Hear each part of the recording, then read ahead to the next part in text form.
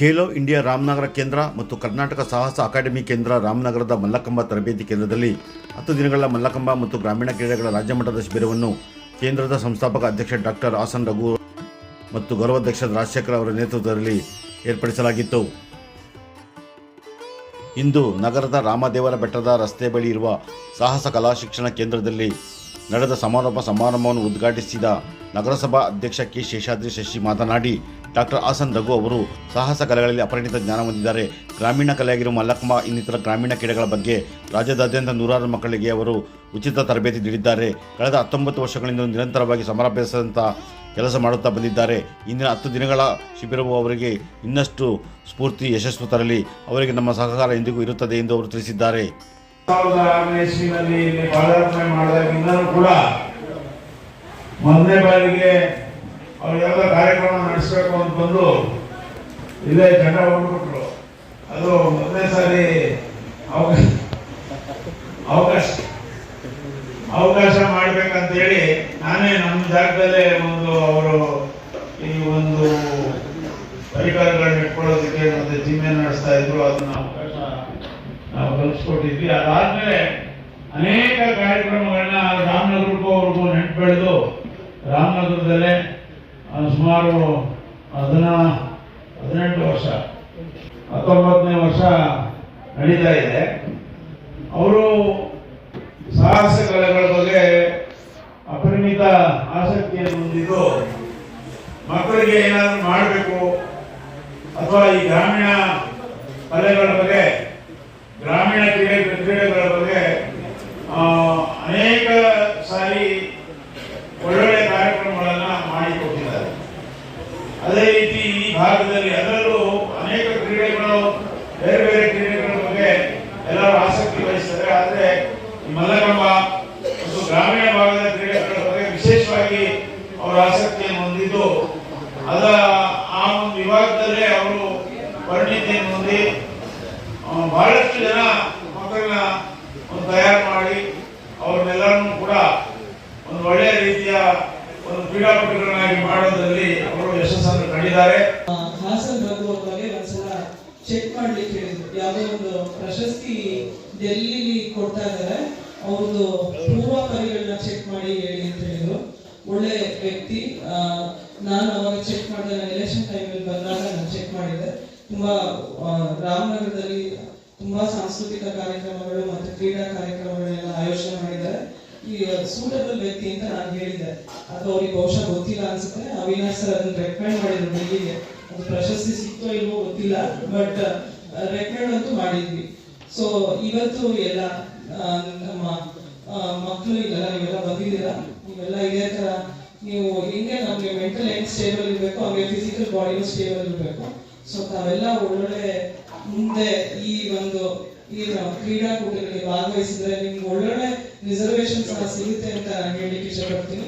ಇನ್ನ ಎಲ್ಲ ವೇದಿಕೆ ಮೇಲೆ ಗಣ್ಯಗಳು ಈ ಕಾರ್ಯಕ್ರಮದ ಬಗ್ಗೆ ಮಾತಾಡ್ತಾರೆ. ಧನ್ಯವಾದ. Thank you.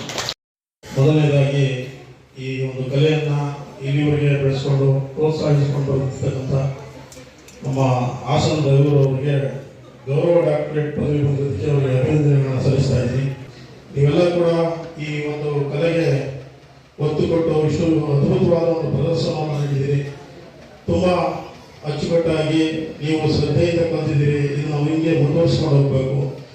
ಕಲೆಗೆ ಪ್ರೋತ್ಸಾಹ ಇಲ್ಲ, ತುಂಬ ಕಷ್ಟಪಟ್ಟು ಸುಮಾರು 16 ವರ್ಷದಿಂದ ಒಂದ್ಸಾರಿ ಈ ಕಾರ್ಯಕ್ರಮದಲ್ಲಿ ಭಾಗವಹಿಸಿದೆ. ಅವತ್ತಿನಲ್ಲೂ ಕೂಡ ಆಸಕ್ತರು ತುಂಬ ಕಷ್ಟಪಟ್ಟು ನಡೆಸ್ಕೊಂಡು ಬರ್ತಾ ಇದ್ದಾರೆ.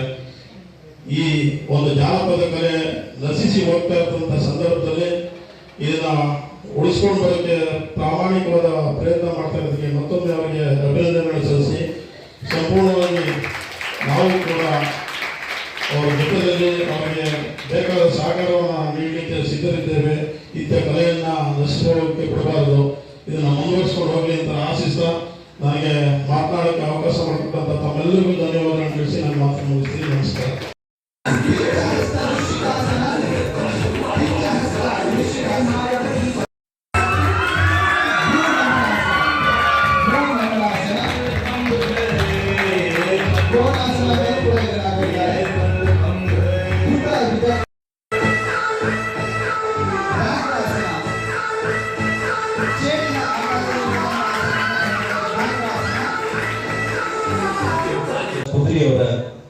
ಸ್ಪರ್ಧೆಯಲ್ಲಿ ಪಡೆದಂತ ವಿದ್ಯಾರ್ಥಿಗಳು ಇದೀಗ ತಮ್ಮ 5 ನಿಮಿಷದ ಒಂದು ತುಣುಕನ್ನು ಪ್ರದರ್ಶನ ಮಾಡ್ತಿದ್ದಾರೆ.